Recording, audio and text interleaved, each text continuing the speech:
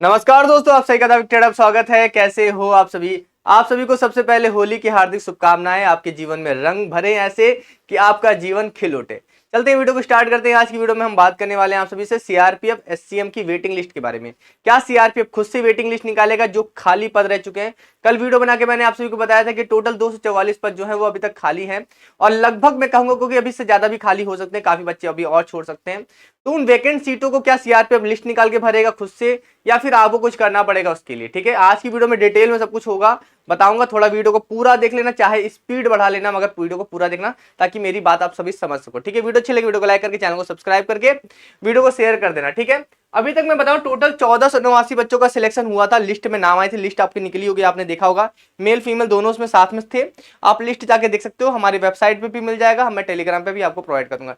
Telegram का link description box में। ठीक है, उसमें 244 बच्चों ने रिपोर्ट नहीं किया। ये मैंने आप सभी को पूरी रिपोर्ट दिखाई थी, आप देख सकते हो। यहाँ पर पूरा ट्रेनिंग का था इन्होंने कि 21 मार्च 2023 तक कितने बच्चों ने रिपोर्ट किया। दो जगह ट्रेनिंग चलने वाली है, एक ग्वालियर में चलने वाली है, एक शिवपुरी में चलने वाली है। ठीक है, अब देखिए यहाँ पर बच्चों को ये डाउट है, क्या सीआरपीएफ वेटिंग लिस्ट निकालेगी जो बच्चे ज्वाइन नहीं कर रहे हैं? तो बिल्कुल नहीं निकालेगी। कोई भी पैरामिलिट्री वेटिंग लिस्ट नहीं निकालती है। अगर आप बात करें, चाहे आईटीबीपी को देख लो, चाहे बीएसएफ को देख लो, चाहे सीआईएसएफ, चाहे सीआरपीएफ, कोई भी देख लो, कोई भी वेटिंग लिस्ट निकालता नहीं है। तो आप ये मान लो कि आपके हाथ में नहीं है, मतलब सीआरपीएफ के हाथ में ये नहीं है कि सीआरपीएफ वेटिंग लिस्ट निकाले। सीआरपीएफ वेटिंग लिस्ट नहीं निकालती है। ठीक है, सीट खाली रहेगी, उसको नेक्स्ट जो वैकेंसी आएगी उसमें एड ऑन कर दिया जाएगा। ठीक है, अब देखिए यहां पर अगर सीआरपीएफ वेटिंग लिस्ट नहीं निकालेगी तो आप क्या कर सकते हो? देखो, मैं आप सभी को एक एग्जांपल देना चाहूंगा एसएसबी की भर्ती का। एसएसबी 2018 वाली भर्ती थी, अगर मैं करेक्ट हूं तो।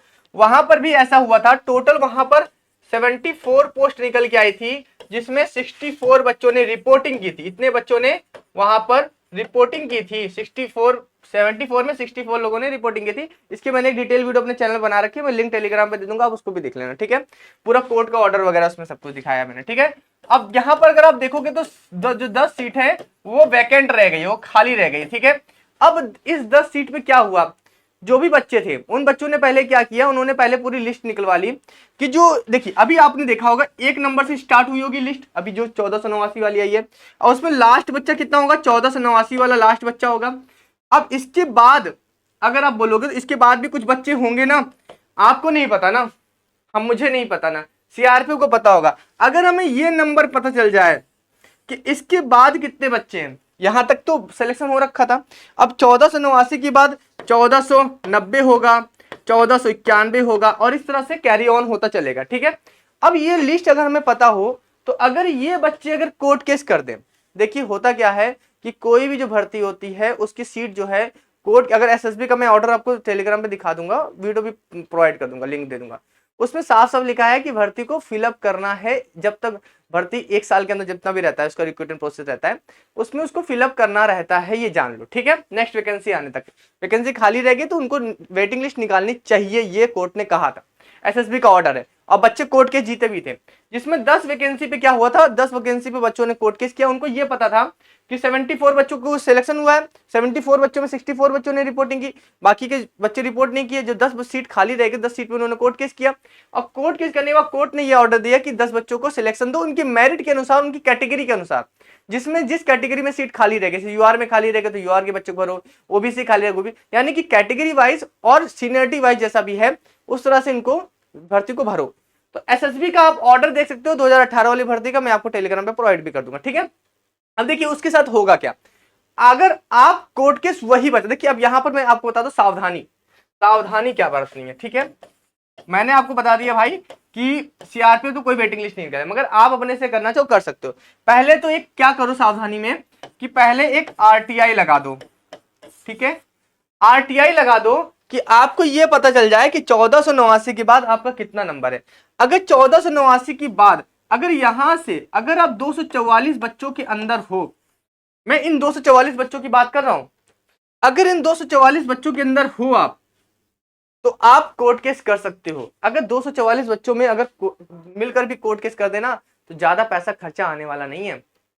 जब इन 10 बच्चों ने मिलकर कोर्ट केस किया, जीत गए, तो 244 बच्चे मिलकर कोर्ट केस करें तो सिलेक्शन हो सकता है भाई, सिलेक्शन हो सकता है भाई। नौकरी का सवाल है यार, 2400 ग्रेड पे की नौकरी, हेड कांस्टेबल मिनिस्टर की मेहनत तो आपने भी की थी ना। तो तो यहाँ पर आप सभी का सिलेक्शन हो सकता है, मगर सावधानी यहाँ पर ये बचनी है कि यहाँ लुटेरे भी आ जाएंगे आपके साथ, आपको बहकाने वाले फुसलाने वाले भी आ जाएंगे। तो ये सावधानी थोड़ा सा रखना, अपनी सोच समझ, पैसा आपका है तो जिम्मेदारी आपकी होनी चाहिए, ठीक है। तो यहाँ अगर आपको ये पता चल जाए आरटीआई से कि आपकी सीनियरिटी कितनी है, 1489 के बाद आपका कितना नंबर है, 1491 है, 92 है, 93 है, 94, लिस्ट के साथ तो होगा ही, उनके पास पूरी लिस्ट होगी।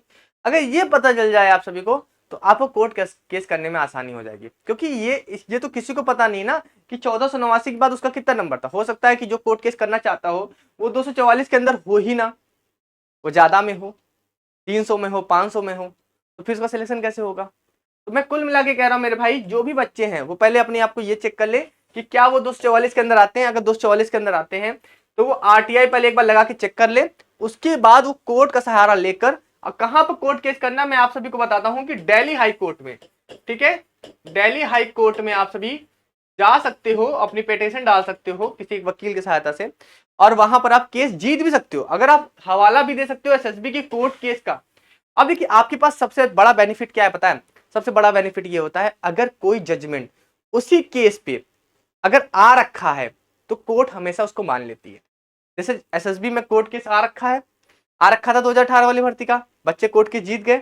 अब बच्चा कोर्ट केस जीत गया तो आप सोचो कि अगर अगर आप दोबारा कर दो, यही चीज मैं आप सभी को बीएसएफ के लिए बोलूंगा, ठीक है। बीएसएफ में जो बच्चे रह गए थे जितने भी है, ठीक है, और जितने भी अभी आगे सीआईएसएफ में भी या कुछ ऐसा रह गया वेटिंग लिस्ट खाली रह गया, सीआईएसएफ में भी कर सकते हो, ठीक है। तो यहां पर आप सभी समझ लो कि एसएसबी का आप हवाला देके आसानी से कोर्ट केस जीत सकते हो, आपको ज्यादा मेहनत करने की जरूरत ही नहीं पड़ेगी, क्योंकि आपको ज्यादा दलील देने की जरूरत नहीं है, क्योंकि आप एक सीधा सीधा कोर्ट केस सामने रख दोगे, सर देखो ऐसा ही सेम सिमिलर केस है, बिल्कुल सिमिलर है, इस ये एक ही तरह की भर्ती है, सीएपीएफ की भर्ती है, वो भी पैरामिलिट्री, ये भी पैरामिलिट्री है, पोस्ट भी सेम ही है, हेड कांस्टेबल हेड कांस्टेबल सब कुछ सेम है, सिलेक्शन प्रोसेस सेम है, सब कुछ सेम है। तो आप सिलेक्शन मतलब कि आप कर सकते हो ना, बिल्कुल आसानी से कर सकते हो, जजमेंट आसानी से मिल सकता है और आपको सिलेक्शन मिल सकता है। तो मैं कहना चाहूंगा इस वीडियो में, कमेंट बॉक्स में आप सभी देख लेना और थोड़ा सावधान रहना, लुटेरों से दलालों से सावधान रहना। कुछ ऐसे लोग होंगे जो कमेंट बॉक्स में शायद ऐसे कमेंट भी करें कि आओ चलो ग्रुप बना लेते हैं, आओ पैसा इकट्ठा करते हैं, कुछ पैसा खाने वाले भी मिल जाएंगे। तो अपना पैसा अपनी जिम्मेदारी पे करना, मैं थोड़ा सा दूर ही रहता हूँ इन सब चीज़ों से, ठीक है।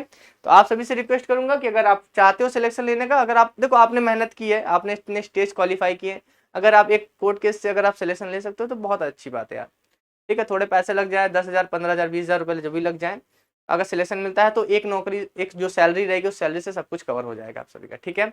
और अभी ट्रेनिंग शुरू ही हुई है, बढ़िया है यार, सब कुछ हो जाएगा। चलिए ठीक है, कोई गाइडेंस वगैरह चाहिए होगी तो आप कमेंट बॉक्स में कमेंट करना।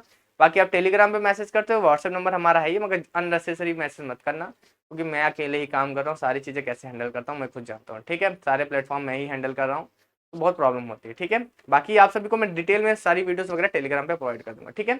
ये मैंने शॉर्ट फॉर्म में आपको सारी चीजें समझा दी हैं, आप समझ गए होगे तो समझ जाना, नहीं समझोगे तो कमेंट बॉक्स में कमेंट करना, मैं एक सोचा और डिटेल वीडियो बना दूंगा और क्या ही कर सकता हूँ, ठीक है। चलिए फिर अभी के लिए जल्द मिलते हैं नेक्स्ट वीडियो में, सभी को happy Holi, thank you so much.